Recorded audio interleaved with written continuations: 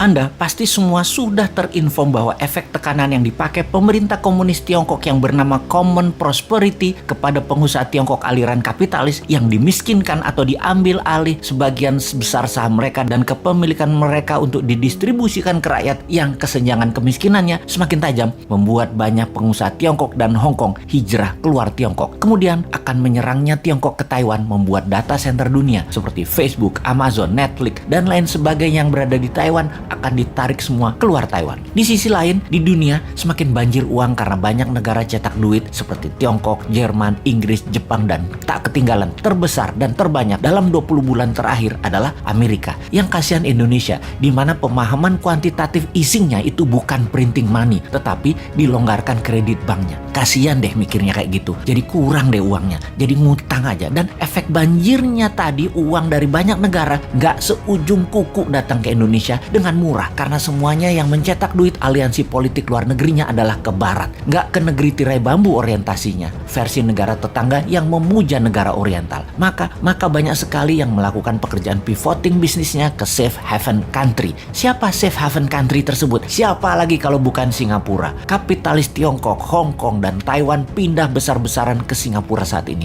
Bahkan istrinya Jack Ma beli properti di Marina Bay, 2 bangunan senilai $75 juta dirubuhin dan dibangun baru agar terkoneksi. Bayangin, $75 juta dirubuhin, senilai 1 triliun rupiah dibeli hanya untuk dirubuhin. Coba, uang-uang tadi di sisi banyak negara aliansi barat tadi ternyata mencari aliran proyek yang bagus untuk mereka investkan. Banjirnya uang ini ditambah banyaknya proyek bagus, ini era disebut lazy money era. Dan sungguh, saat inilah lazy money era tersebut. Kalau sahabat punya perusahaan yang sifatnya disruptor, scalability-nya besar dan jangka panjang ke depannya, uang di lazy money pasti akan ke Anda. Uang di lazy money pasti akan ke Anda tanpa Anda yang cari. Anda cukup jadi cantik dan stand out, pasti dilirik. Tak usah genit-genit mepet-mepet murahan, cari-cari pengusaha di bar. Cukup datang ke acara resmi, formal, dan terlihat stand out. Pasti Anda yang dipepet. Oke, kita bukan hanya mau bicara tentang bisnis, namun strategi bernegara dalam 3 tahun ke depan. Tahun 2024 itu Amerika Pilpres. Kalau di sini walau-walam, kalau masih mau menjabat,